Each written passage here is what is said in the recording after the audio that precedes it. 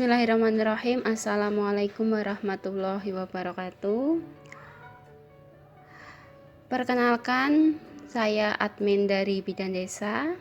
Di sini saya akan mencoba membahas prediksi soal untuk persiapan SKB dan UKOM, khususnya untuk kebidanan. Soal-soal ini saya ambil dari buku Panduan Persiapan UKOM Nasional keluaran dari Kementerian Kesehatan Republik Indonesia. Sebelumnya jangan lupa untuk subscribe, komen, like, dan share video saya agar bermanfaat untuk orang banyak. Baiklah teman-teman, kita mulai dari soal yang pertama. Seorang perempuan umur 25 tahun G2P1A0 hamil 37 minggu datang ke PPM untuk melakukan kunjungan ulang. Hasil anamnesis, ibu sering pusing dan mudah lelah. Hasil pemeriksaan, konjungtiva merah muda, tekanan darah normal, nadi normal, penafasan normal, TFU normal, buka kepala belum masuk PAP, DJJ 120 kali per menit, HB mengalami sedikit hemodilusi, anemia fisiologis. Diagnosis apakah yang paling mungkin pada kasus tersebut? A. Bayi besar, B. Anemia ringan, C. Anemia berat, D. Panggul sempit, E. Hipotensi. Bayi besar itu ditunjukkan dengan TFU yang tidak normal, dia lebih besar dari ukuran normal. Kalau di sini hamil 37 minggu dengan TFU 30 cm itu masih dalam kategori normal. B. Anemia ringan, kita lihat di sini data HB-nya 10,5, sedangkan normalnya itu adalah 11. Jadi terjadi anemia ringan. Kalau anemia berat itu kurang dari atau sama dengan 6 gram per dl. D. Panggul sempit. Panggul sempit ini komplikasi dari komplikasi dari tinggi badan. Mohon maaf. Kalau panggul sempit itu dia komplikasi dari tinggi badan, ada relasinya sama tinggi badan. Sedangkan di dalam soal tidak ditemukan itu tinggi badan. Jadi ini tidak diketahui ya, panggul sempit atau tidak. Kalau hipotensi. Hipotensi kita lihat tekanan darah ibu. Tekanan darah ibu bagus, berarti bukan jawabannya. Yang benar adalah B, anemia ringan. Baik, selanjutnya. Ini kita lihat di sini. Ya, pada trimester 1 dan 3 kadar hemoglobin normal di atas 11 gram per dl. Tapi kalau dia di trimester 2 mungkin ini teman-teman hemoglobin 10 itu karena adanya hemodilusi atau pengenceran darah itu masih bisa ditolerin. Nanti naik di trimester 3 sel-sel darah akan membentuk lagi sel darah dan mencukupi untuk menyeimbangkan dengan cairan yang terjadi pada trimester 1 tadi. Lanjut soal nomor 2. Seorang perempuan umur 35 tahun G1P0A0 hamil 32 minggu datang ke BPM dengan keluhan lemah. Hasil anamnesis sering letih dan lesu. Hasil pemeriksaan tampak lemah, konjungtiva merah muda, tekanan darah 120/80, nadi normal, pernafasan normal, TFU normal, dia hamil 32 minggu dengan TFU 30 cm, puka, punggung kanan, kepala, presentasi kepala maksudnya di sini, DJJ normal, HB 10 gram per dl, tapi hamilnya 32 minggu, itu bisa ditolerin sebagai anemia fisiologis.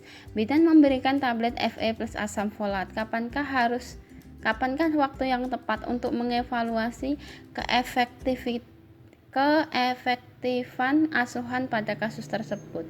Jadi di sini ada pedomannya untuk evaluasi keefektifan pemberian Fe dan asam folat, karena kita tahu di sini HB 10 gram per dl termasuk anemia ringan. Lanjut. Ini ya. Selama 4 minggu jawabannya yang benar. Jadi evaluasinya selama 4 minggu. Evaluasi untuk keefektifan pemberian FA dan asam folat sebaiknya dilakukan 1 bulan kemudian atau 4 minggu, 1 bulan setelah pemberian FA dan asam folat. Bidan perlu melakukan pemeriksaan hemoglobin kembali, jadi dites lagi HB-nya. Lanjut soal nomor 3. Seorang perempuan umur 27 tahun G2P1A0 hamil 36 minggu datang ke BPM dengan keluhan sering sakit kepala. Hasil anamnesis tidur cukup, hasil pemeriksaan tekanan darah normal, nadi normal, pernafasan normal, TFU normal, pucap punggung kanan, presentasi kepala, belum masuk PAP. Ini G2 ya. G2 36 minggu belum masuk PAP, itu normal. DJJ 142 kali per menit, reguler, ekstremitas bawah odem, ada odem di kaki ekstremitas bawah itu. Bidan melakukan pemeriksaan protein urin dengan hasil menggumpal. Bagaimanakah penafsiran hasil pemeriksaan penunjang pada kasus tersebut? Hasilnya menggumpal, jawabannya adalah C. Kalau keruh itu positif 1 ya. Kalau itu ada ini keruh, terus keruhnya itu ada butirnya sedikit-sedikit, itu plus 2. Kalau udah menggumpal itu positif 3. Kita lihat di sini. Pemeriksaan kualitatif reduksi urin dengan hasil menggumpal dapat diinterpretasikan hasil positif 3.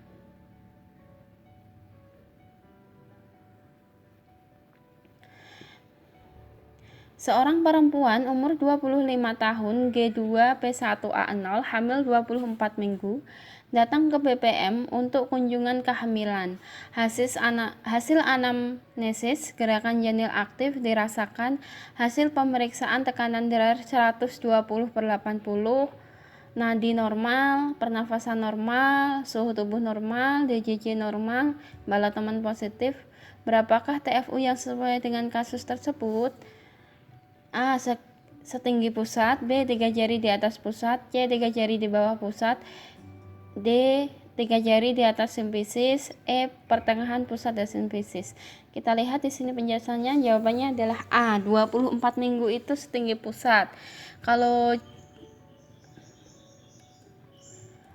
2 jari di atas pusat itu 28 minggu, terus 2 jari di bawah pusat itu 20 minggu, sedangkan 2 jari di atas simfisis itu adalah 12 minggu. Ini kurang 2 jari gitu ya. 2 jari presentasinya kurang. Nah, udah ya. Lanjut.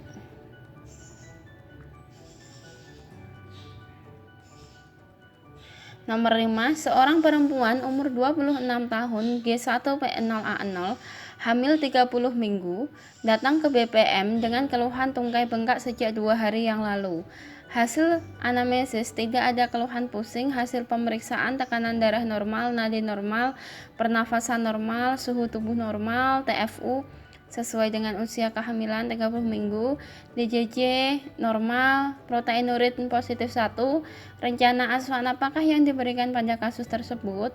Ini ada bengkak dan ada protein urin, namun tekanan darah masih normal ya, ini ya, ada bengkak dan protein urin positif. Nah, ini rencana asuhan apa yang diberikan? A. Tungkai ditinggikan saat tidur. Ini benar, bisa mengurangi bengkak pada kaki. Tidur dengan posisi semi flower, ini untuk ibu yang sesak, untuk melonggarkan paru-paru. C. Tidur menggunakan kasur yang lunak. Ini tidak. D. Jalan-jalan waktu pagi selama 1 jam. Ini untuk exercise, tidak untuk mengatasi kaki yang bengkak ya. Terus E. Anjuran merendam kaki dengan air hangat. Anjuran kaki merendam dengan air hangat itu malah akan memperparah bengkak, karena dia akan melancarkan pembuluh darah itu menjadi dilatasi. Jadi cairan itu akan sangat mudah turun ke bawah. Jadi ini malah akan memperparah bengkak. Jawabannya yang benar adalah A, seperti itu. Jadi kalau kaki diangkat, kepala di bawah gitu, otomatis kan gaya gravitasi itu dia ke bawah kan. Jadi cairan yang menumpuk di kaki itu bisa diedarkan lagi ke seluruh tubuh. Jadi kakinya itu nggak bengkak lagi. Mudah aja seperti itu. Lanjut. Nomor 6. Seorang perempuan umur 28 tahun, hamil 32 minggu, datang ke Puskesdes untuk memeriksakan kehamilannya. Hasil anamnesis, sering BAK 3 hari yang lalu. Sejak 3 hari yang lalu, hasil pemeriksaan tekanan darah normal, nadi normal, pernafasan normal, suhu tubuh normal, TFU 30 cm berarti normal, DJJ 148 kali per menit, presentasi kepala. Penyebab apakah yang paling tepat pada kasus tersebut? Ini usianya adalah 32 minggu dan presentasi kepala 3/5. Artinya ini sudah masuk PAP. Kalau sudah masuk PAP, jadi penyebab utama yang paling mungkin adalah A. Ibu sering minum air putih. B. Letak kandung kencing berdekatan dengan uterus. Pernyataan ini benar untuk B. Tapi gejala ini dirasakan sejak awal kehamilan, bukan di trimester akhir seperti ini. C. Peningkatan natrium dan garam dalam tubuh ibu hamil. D. Uterus yang mulai membesar menekar kandung kencing. Ini juga terjadi sejak awal kehamilan. Terus E. Kandung kemih tertekan oleh penurunan kepala janin. Karena di sini hasil pemeriksaan yang menonjol itu ada 2, usia kehamilan yang sudah masuk trimester 3 dan kepala sudah masuk panggul. Meskipun jawaban B dan D itu benar, tetapi yang paling benar adalah E, seperti itu, karena ada kepala yang sudah masuk panggul. Coba kita lihat jawabannya. Jawabannya E, kandung kemih tertekan oleh penurunan kepala janin. Ini merupakan hal yang fisiologis, seperti itu ya. Sehingga kandung kemih kapasitasnya berkurang. Jika diisi air kencing sedikit saja, dia sudah ada rasa ingin berkemih. Fisiologisnya seperti itu. Lanjut nomor 7. Seorang perempuan umur 27 tahun, G2 P0A1, hamil 36 minggu, datang ke Puskesdes untuk memeriksakan kehamilannya. Hasil anamnesis, telah diberikan imunisasi TT pada umur kehamilan 20 minggu. Hasil pemeriksaan tekanan darah normal, nadi normal, pernafasan normal, suhu tubuh normal, TFU sesuai usia kehamilan, presentasi kepala belum masuk PAP, PUKI, DJJ 140 kali per menit. Rencana asuhan apakah yang paling tepat pada kasus tersebut? A. Edukasi gizi seimbang. B. Konseling personal hygiene. C. Informasi tanda bahaya trimester 3. D. Konseling persiapan pendamping persalinan. E. Memberikan suntikan tetanus toksoid kedua. Jadi jawabannya yang paling benar adalah C ya teman-teman. Kenapa C? Kalau edukasi gizi seimbang, sebentar.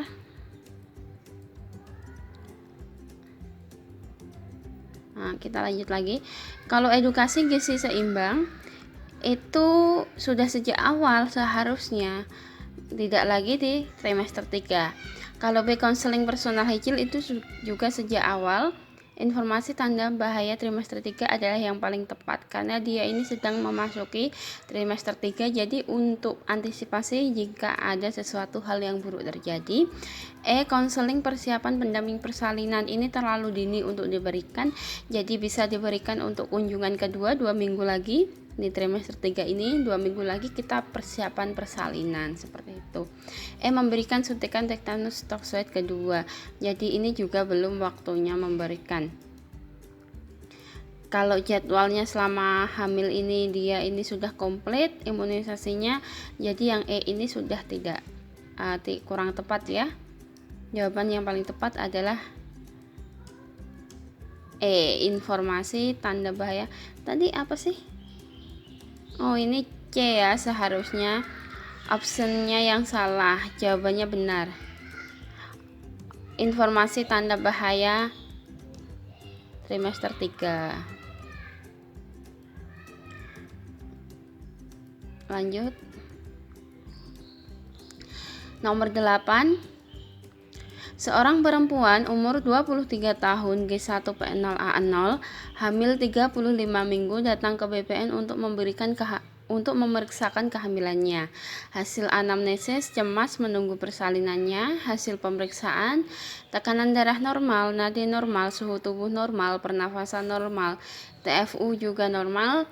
Presentasi kepala DJJ 140 kali per menit. Pendidikan kesehatan apakah yang paling tepat pada kasus tersebut? Merasa cemas menunggu persalinannya. Usia persalinan sudah 35 minggu. Penerimaan diri. Penerimaan diri untuk apa? Ini kurang tepat ya. Kebutuhan seksual tidak sesuai dengan keluhan. Tanda-tanda persalinan. Tanda-tanda persalinan pun masih terlalu dini, nanti diberikan di atas 36 minggu saja. Teknik pernafasan untuk apa? Ini masuk ke nanti ya, ke tanda-tanda persalinan bisa masuk di sana teknik pernafasan. Adaptasi psikologis trimester 3 ini yang paling benar.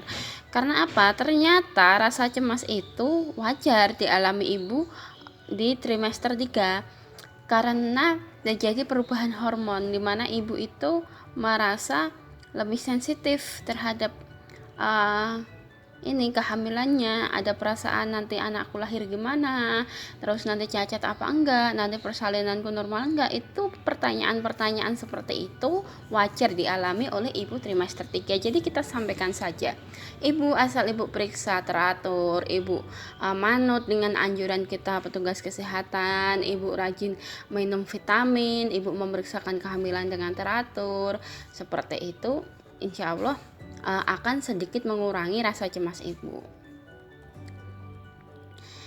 Lanjut ya. Nomor 9. Seorang bidan melakukan kunjungan rumah pada ibu hamil umur 24 tahun G1P0A0 usia kehamilan 10 minggu dengan keluhan mual muntah di pagi hari sejak 1 minggu yang lalu.